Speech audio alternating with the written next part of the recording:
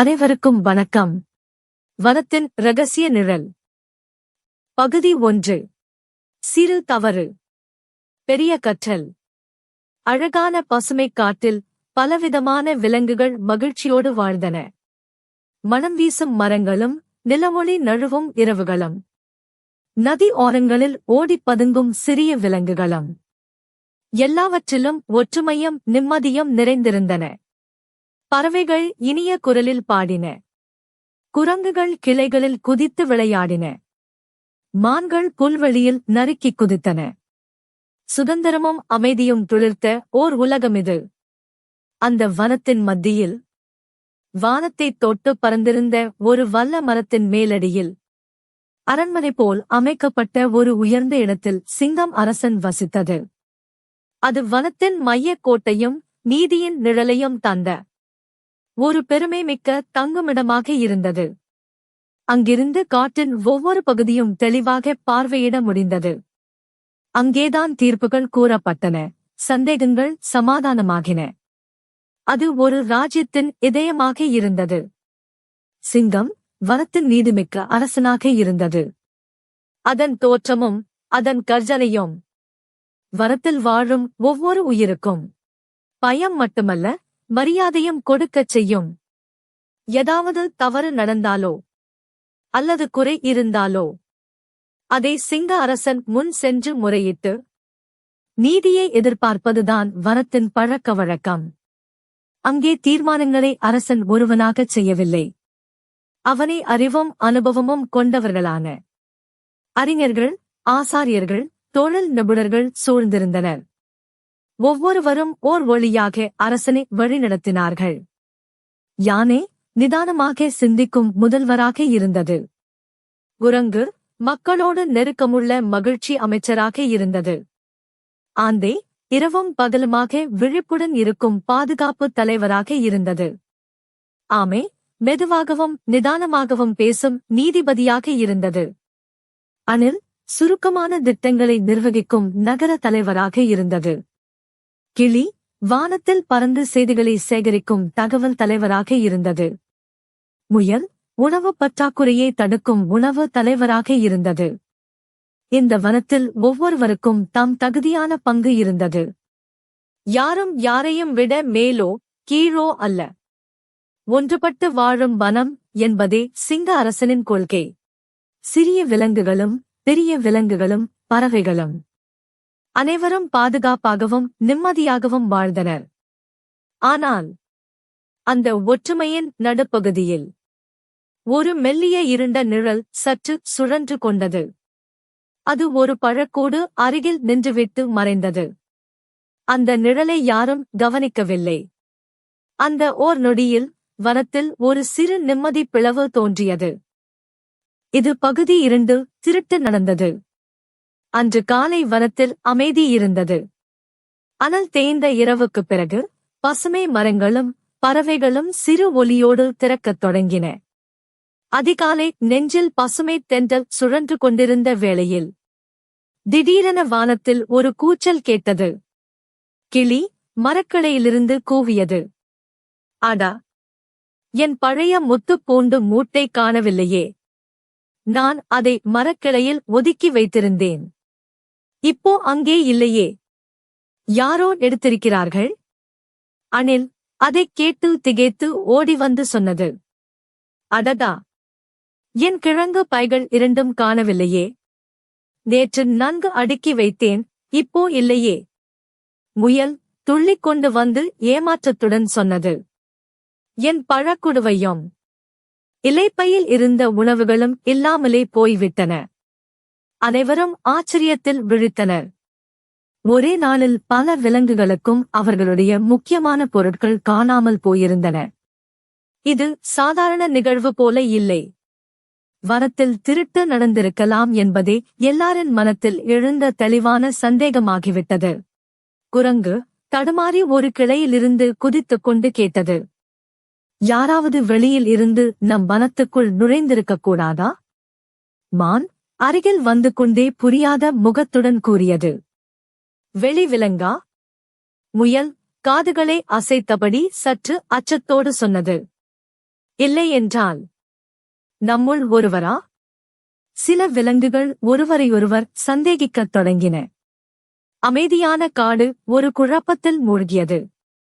அவை அனைத்தும் வனத்தின் முதல்வர் மற்றும் நீதிபதியின் முன்னிலையில் விவரிக்கப்பட்டன.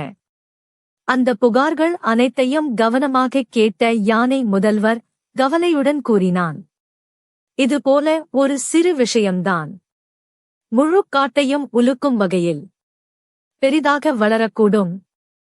ஆமை நீதிபதி மெதுவாக தலை ஆட்டினது. ஆம், இப்போது நாம் சற்று ஆழமாக சிந்திக்க வேண்டிய நேரம். உண்மை தெரியாமல் யாரையும் குற்றம் சாட்டக்கூடாது. குரங்கு புன்னகையுடன் தலையாட்டியது. நாம் எல்லா இடங்களிலும் தேடிப் பார்ப்போம். அந்த திருடன் எங்கேயாவது பள்ளத்தாக்கு குளிர்ச்சியில் ஒளிந்து இருக்கலாம். அனைத்து விலங்குகளும் ஒன்றாகச் சேர்ந்தன. திருடனும் திருடிய பொருட்களும் எங்கேயாவது இருக்குமோ என விலங்குகள் ஒவ்வொரு மூலையிலும் தேடின.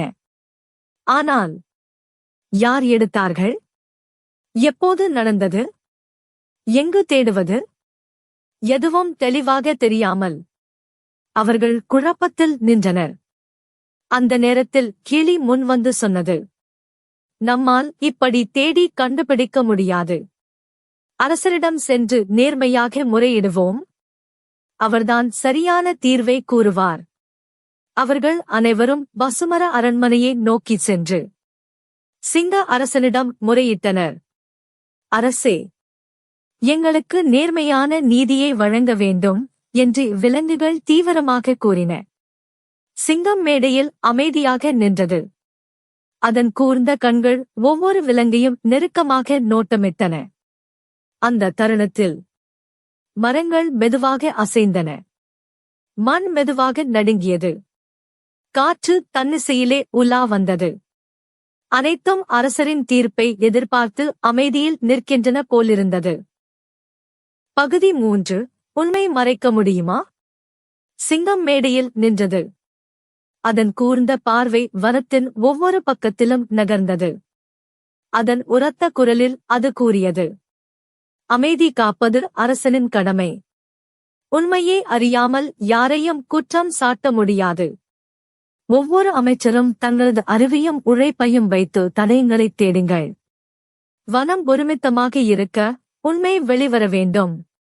விலங்குகள் ஒன்றாகச் சேர்ந்து கொண்டு தேட ஆரம்பித்தன. மரங்கள், பாறைகள், குடிசைகள் ஒவ்வொன்றும் சோதிக்கப்பட்டன. சில நேரத்தில் ஆந்தை தூரத்தில் ஒரு பாறை குடிசை நோக்கி மரங்களின் மேல் பறந்தபடியே திடீரென சொன்னது, அங்கே ஒரு சிறிய குடிசை போல தெரிகிறது. அதில் நம்முடைய பொருட்கள் இருக்கலாம். அந்த இடம் ஒரு சிறிய பாறைக்குழி. அதன் அருகே சில வண்டல்கள் அமைதியாக சிதறியிருந்தன. அந்த இடத்தில் அணிலின் கிழங்கு பை, முயலின் பழக்குடுவை, கிளியின் சுருள், குரங்கின் முத்துப்பூண்டு மூட்டை, இவை அனைத்தும் ஒரே இடத்தில் காணப்பட்டன. கிளி அதிர்ச்சியுடன் கூறியது, இவை எல்லாம் நம்முடைய காணாமல் போன பொருட்களே. இங்கே யாரோ மூடி மறைத்திருக்கிறார்கள். அணில் கூறியது, இது நரியின் குடிசையாக இருக்கக்கூடும். அது பெரும்பாலும் இங்கேதான் தங்கும். பாருங்கள், அதன் வாலின் முடிச்சுகள் கூட இங்கே கிடக்கின்றன. அனைவரும் ஆச்சரியத்தில் நின்றனர். யானை மெதுவாக கூறியது, அது இங்கே இல்லை. ஆனால் அதை தவிர வேறு யாரும் இவற்றை இங்கே வைத்து இருக்க முடியாது. அவர்கள் அனைவரும் ஒரே மாதிரியான சந்தேகத்துடன் இணைந்தனர்.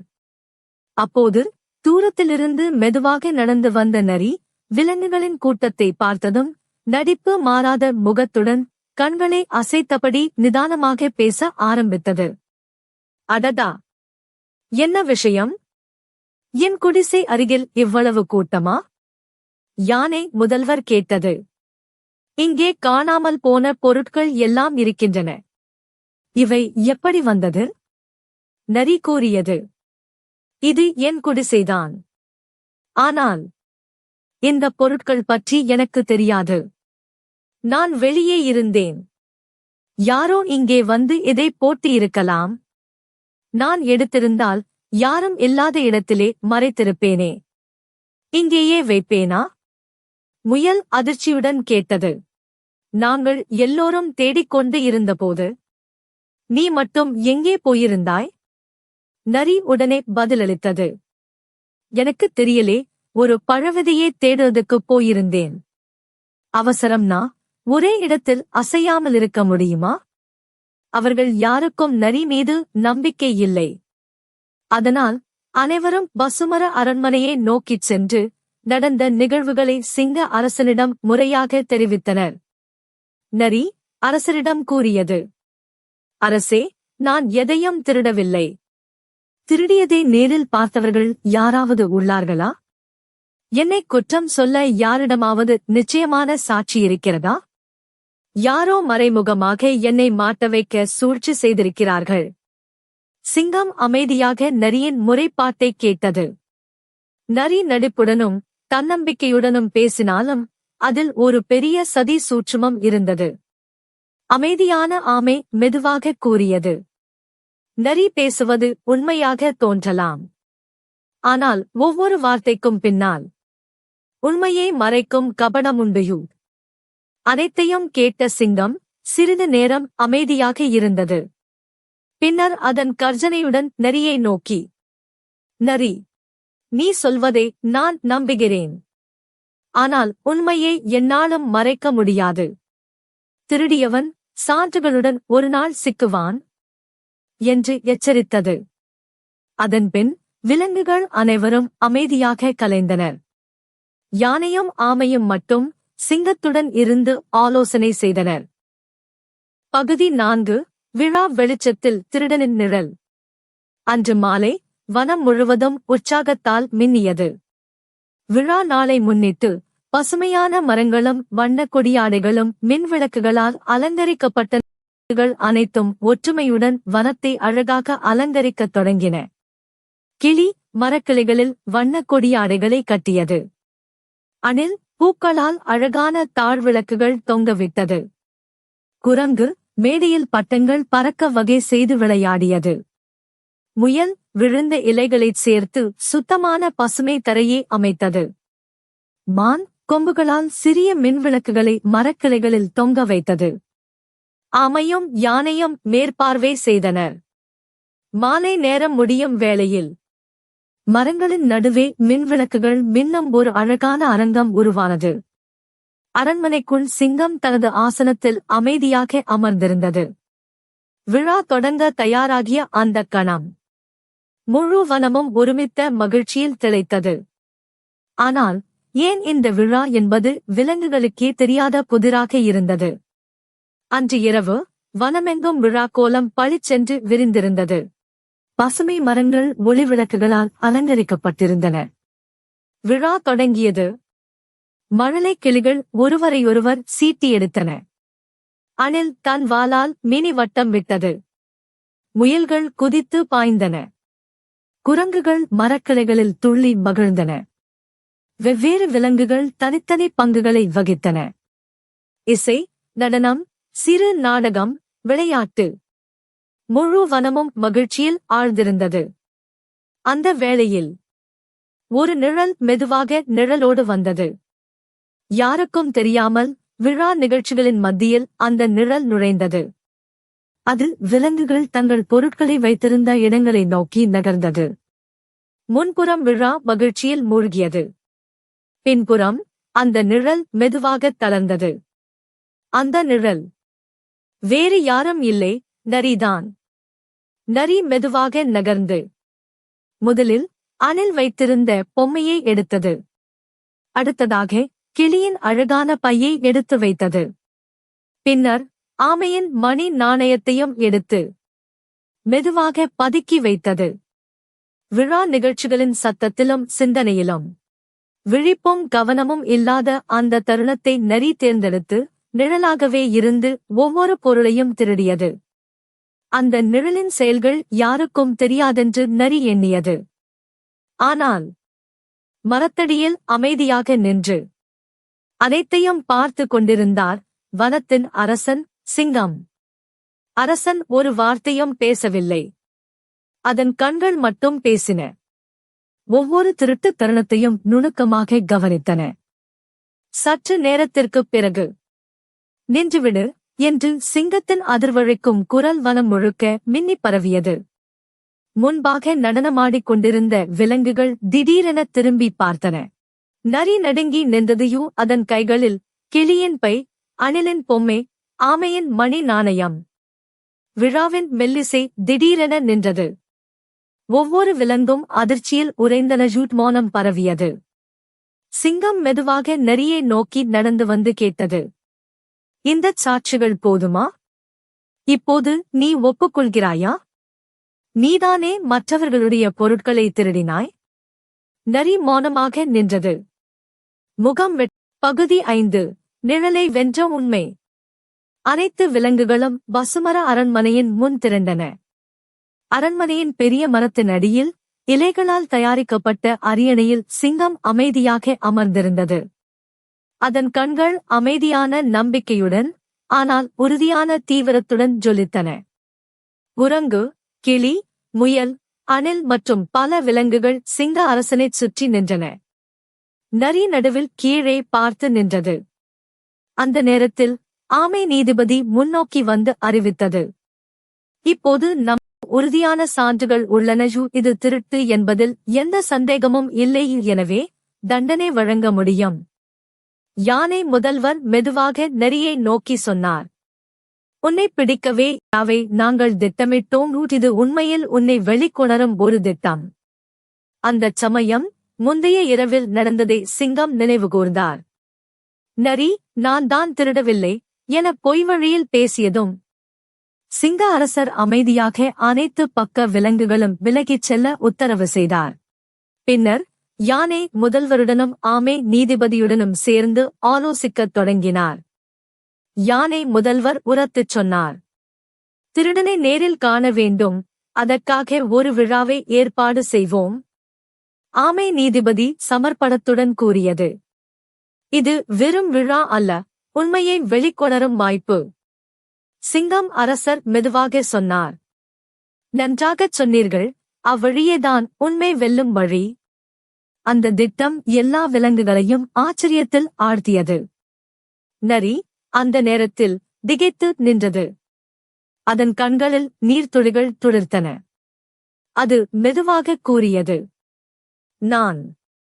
நான் தான் எடுத்தேன், ஆனால் மோசமாக நினைக்கவில்லை. ஒரு பழம், ஒரு கிழங்கு, பிறகு பழக்கமாகிவிட்டது. சிங்க அரசர் மெதுவாக எழுந்து நின்று கூறினார். உண்மையைச் சொல்வது மிகப்பெரிய வலிமை. ஆனால் ஏன் விழாவில் திருடினாய்? எல்லோரும் ஒன்றாகக் கொண்டாடும் நேரத்தில் நீ ஏன் தனியாக நடந்தாய்? நரி தயங்கி தாழ்வாக பேச ஆரம்பித்தது. எனக்கு மட்டும் யாரும் அழைப்பு கொடுக்கவில்லை. விழாவில் என்னைச் சேர்க்கவே இல்லை. அதனால்தான் எடுத்தேன். அந்த வார்த்தைகள் வனத்தை மௌனமாக ஆக்கியன. சில நொடிகளுக்கு யாரும் பேசவில்லை. அந்த நேரத்தில் யானை மெதுவாக கூறியது. இது நம் தவறும் கூட. நாங்கள் எல்லோரைச் சேர்த்து விழாவைச் செய்தோம். ஆனால் நரியே அலங்கார வேலைகளும் எண்ணமே வரவில்லை. ஒருவரைத் தவிர்ப்பது நம் கவனக்குறைவின் அறிகுறியு. சிங்க அரசர் உறுதியுடன் கூறினார். திருட்டுக்கு தண்டனை என்பது தவிர்க்க முடியாதது. ஆனால் உண்மையை ஒப்புக்கொண்டது ஒரு வலிமை. அதற்காக இந்த முறை தண்டனைக்குப் பதிலாக ஒரு கடும் பொறுப்பு. இனி விழாக்களின் பாதுகாப்பு, ஒழுங்கு அனைத்தும் உன்மேல். நீ செய்த தவறை நீயே சரிசெய்யும் வாய்ப்பு இது. இப்பொழுது நீ நம்பிக்கையை நிலைநாட்ட வேண்டிய நேரம் வந்திருக்கிறது. நரி விழிகளில் ஒளியுடன் கூறியது. இது போன்ற வாய்ப்பைத் தந்ததற்கு நன்றி. நான் அதை நிச்சயமாக நியாயப்படுத்துவேன். இப்போதுதான் உண்மையிலேயே நான் இந்த வனத்தின் ஒரு பகுதியாக உணர்கிறேன். அதன்பின் அனைத்து விலங்குகளும் மகிழ்ச்சியுடன் சந்தோஷத்துடன் நரியை வாழ்த்தின.